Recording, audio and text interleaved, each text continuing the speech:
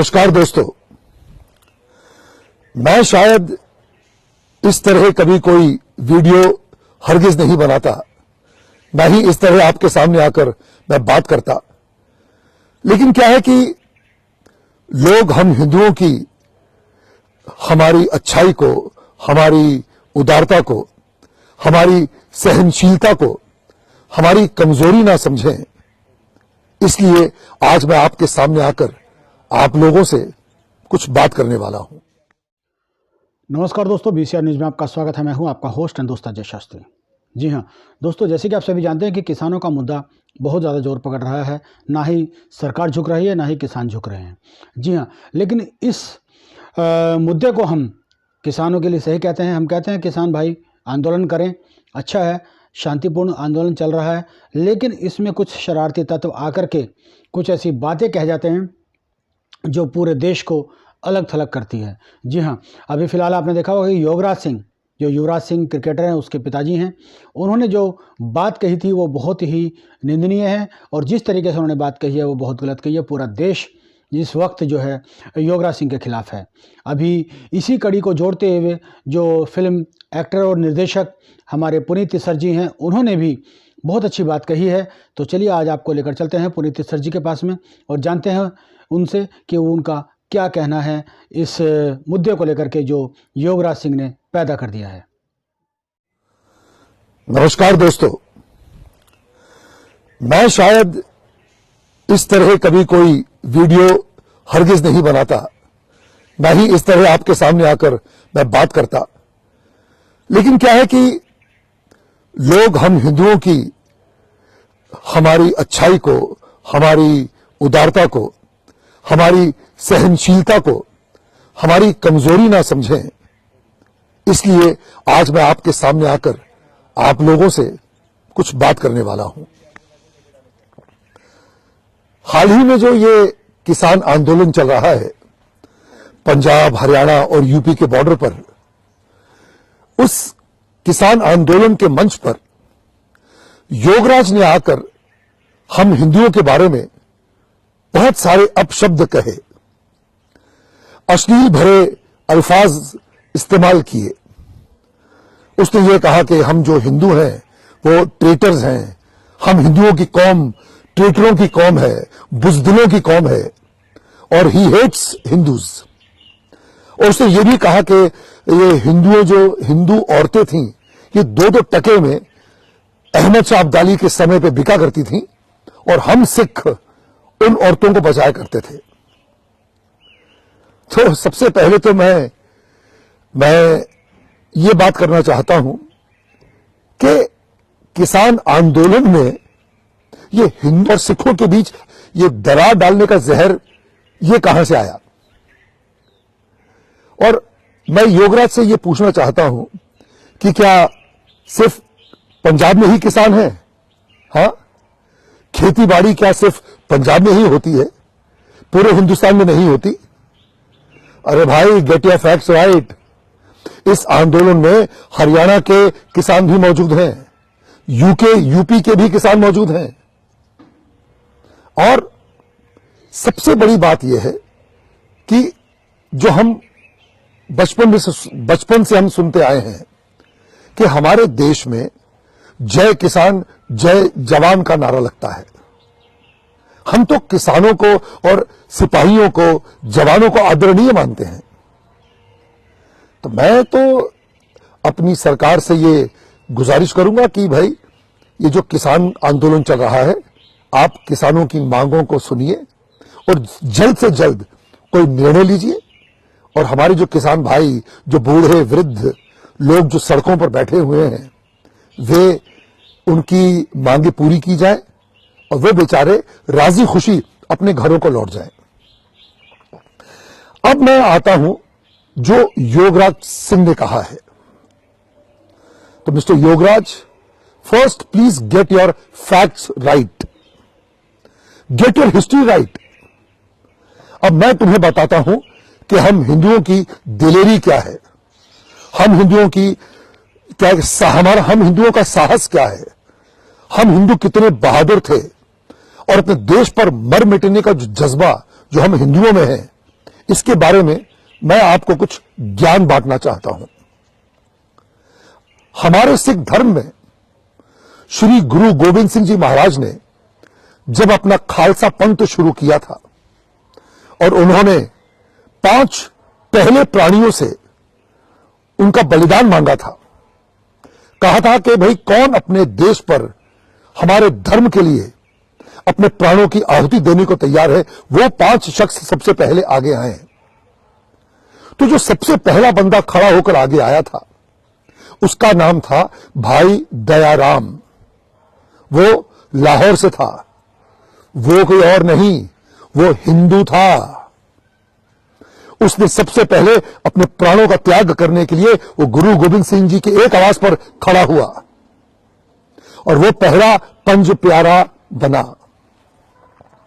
जो दूसरा पंज प्यारा आगे आया अपने सर कलम करने के लिए, उसका नाम था धर्म दासन। वो भी एक हिंदू था, वो हस्तिनापुर मेरठ से था।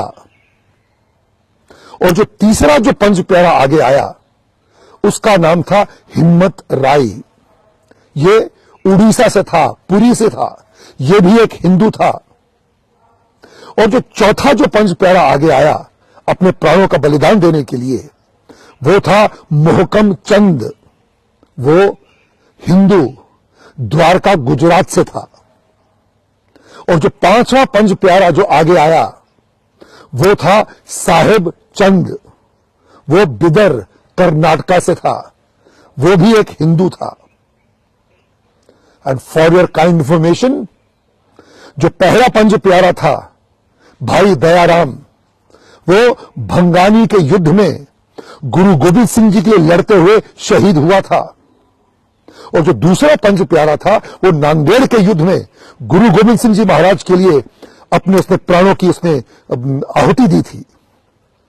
और जो तीसरा, चौथा और 5वां पंज प्यारा था, ये चमकौर के युद्ध में गुरु गोविंद सिंह जी की खातिर, उनकी जान बचाने की खातिर उनके 2 पुत्रों के साथ शहादत उन्होंने प्राप्त की थी। कहने का मतलब यह है कि तुम कह क्या रहे हो कि हिंदू कावड़्स हैं, हिंदू ट्रेटर्स हैं। ये 5 प्यारे थे, पंज प्यारे, जिन्होंने गुरु गोविंद सिंह जी महाराज को छठा खालसा बनाया था।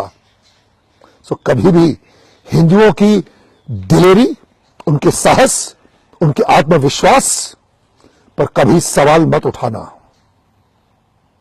कहने का मतलब यह है कि गुरु महाराज के जो पंज प्यारे थे वे 5 हिंदू थे, दलेर थे, साहसी थे और वे गुरु महाराज की आज्ञा पर अपने प्राणों को न्यौछावर करने के लिए तैयार हुए थे। इसलिए कभी हिंदुओं की बहादुरी, उनकी सहनशीलता, उनके आत्म बलिदान पर कभी सवाल मत उठाना। अब आता हूं मैं बंदा बहादुर पर। बंदा बहादुर जिसने गुरु महाराज के 2 साहबजादों की मौत का बदला लिया था। वो बंदा बहादुर कौन था? वो बंदा बहादुर था हिंदू ब्राह्मण, कश्मीरी पंडित। उसका असली नाम था लक्ष्मण दास। वो एक बैरागी था, एक तपस्वी था, जो अपने मोक्ष की प्राप्ति के लिए, ईश्वर की प्राप्ति के लिए संसार को त्याग चुका था। वो जंगलों में बैठकर बस पूजा पाठ करता था। जब उसकी गुरु गोविंद सिंह जी महाराज से भेंट हुई और जब गुरु गोविंद सिंह जी महाराज ने उससे कहा कि आप अपने मोक्ष की प्राप्ति में लगे हुए हैं, लेकिन हमारा जो पूरा जो हिंदू समाज है, जो पीड़ित है, जो मुगलों के अत्याचार से त्रस्त है, उनका क्या, उनके उद्धार का क्या? तो स्वामी लक्ष्मणदास, उन्होंने अपना संन्यास त्यागा और वे गुरु महाराज के बंदा बने। और उसके बाद जो उन्होंने मुगलों का हाल किया, जो पूरे पंजाब में उन्होंने लड़ते लड़ते वो सरहंद पहुंचे और गुरु महाराज के 2 साहबजादे फतेह सिंह और जोरावर सिंह, जिन्हें दीवारों में जिंदा चुनवा दिया गया था, उनके मौत का उन्होंने बदला लिया, सरहद की उन्होंने ईंट से ईंट बजा दी। वो कौन थे? वो भी हिंदू थे। उन्हें भी किसी हिंदू शेरनी माता ने ही जन्म दिया था। इसलिए कभी भी हिंदू कावर्ड्स हैं, हिंदू ट्रेटर्स हैं, ये बोलने की बात बिल्कुल मत करना। और तुम्हें पता है बंदा बहादुर की मृत्यु कैसे हुई थी? जब उन्हें पकड़कर दिल्ली ले जाया गया और उन्हें कहा गया कि तुम इस्लाम धर्म को कबूल करो, तो उन्होंने मना किया। उसके इनकार करने पर उनके बेटे का कलेजा उनके छाती से निकालकर उनके मुंह में ठूंसा गया। फिर भी उन्होंने शहादत स्वीकार की, उन्होंने मरना स्वीकार किया, लेकिन अपना धर्म परिवर्तन नहीं किया। तो जो आत्मशक्ति है, जो आत्म बलिदान का जो जज्बा है, वो किसी भी हिंदू में कम नहीं है, ये याद रखना। अब तुम एक और हिंदू का नाम सुनो। नाम है दीवान टोडरमल। ये एक हिंदू क्षत्रिय थे। जब गुरु महाराज के 2 साहबजादों को दीवारों में जिंदा चुलवाया गया, तब उनकी माताश्री ने अपने प्राण त्याग दिए। तो मुगलों ने गुरु गोविंद सिंह जी की माताजी और उनके 2 साहबजादों की, जो बेचारे वीर गति को प्राप्त हो चुके थे, उनके दाह संस्कार के लिए लोगों को जगह नहीं दी, जमीन नहीं दी। तब दीवान टोडरमल आगे आए और उन्होंने उन तीनों का दाह संस्कार करने के लिए जमीन उन मुगलों से खरीदी। और जानते हो क्या देकर खरीदी? सोनों के सिक्कों से उस जमीन को भरकर, जितनी जमीन चाहिए थी अपना उनके दाह संस्कार के लिए, उस पूरी जमीन को सोनों के सिक्कों से कवर किया गया। उतने सोने के सिक्के उन मुगलों को देकर उन्होंने वो जमीन खरीदी और तब जाके गुरु गोविंद सिंह जी महाराज की माताजी और उनके 2 साहबजादों का दाह संस्कार हो सका, उनका अंतिम संस्कार हो सका। तो वो दीवान टोडरमल कौन था? वो भी एक साहसी वीर महापुरुष हिंदू था। अब मैं आपको एक और चीज बताना चाहता हूं, बिकॉज तुम्हारी हिस्ट्री शायद बहुत ही कमजोर है। अब मैं आता हूं गुरु तेग बहादुर जी पर। जब कुछ कश्मीरी पंडित, कश्मीरी ब्राह्मण गुरु तेग बहादुर जी के पास पहुंचे और उनसे उन्होंने कहा कि कृपया आप हमारी मदद करें, ये मुगल हम पर बहुत अत्याचार कर रहे हैं, हम पर जजिया टैक्स लगा रहे हैं। तो जब गुरु गोविंद सिंह जी महाराज जब छोटे थे, उन्होंने अपने पिताजी से कहा कि सबसे इस कुर्बानी के लिए आपसे योग्य पुरुष और कौन होगा, तो कृपया आप जाइए और इनकी मदद करिए। तब गुरु तेग बहादुर जी दिल्ली पहुंचे थे और उनका सर उन मुगलों ने उनका सर धड़ से अलग कर दिया था। हम गुरु तेग बहादुर जी की शहादत को शत शत नमन करते हैं। हम हर हिंदू, हर भारतवासी उनका ऋणी है। लेकिन मैं मिस्टर योगराज तुम्हें यह बताना चाहता हूं कि गुरु तेग बहादुर जी के साथ उनके 3 सेवादार जो उनके साथ गए थे, भाई मतीदास, भाई सतीदास और भाई दयाला, ये तीनों कौन थे? ये तीनों भी हिंदू थे। भाई मतीदास और भाई सतीदास हिंदू ब्राह्मण थे और भाई दयाला हिंदू क्षत्रिय थे। और गुरु तेग बहादुर जी की शहादत से पहले, उनका सर कलम करने से पहले, ये तीनों शहीद हुए थे। भाई मतीदास जी को उनकी जो बॉडी थी आरे से 2 भागों में काटी गई थी, उनको जिंदा काटा गया था। भाई सतीदास जी को रुई में लपेटकर तेल में डुबोकर जिंदा जलाया गया था और भाई दयाला को उबलते पानी में डालकर उन्हें उबालकर जिंदा मारा गया।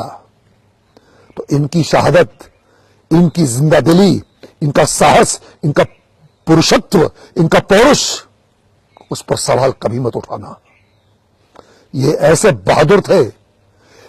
आप सोचो, क्या वो सिंघनिया, वो माता हुई, जो वीर माता थी, जिन्होंने ऐसे वीर महापुरुषों को जन्म दिया।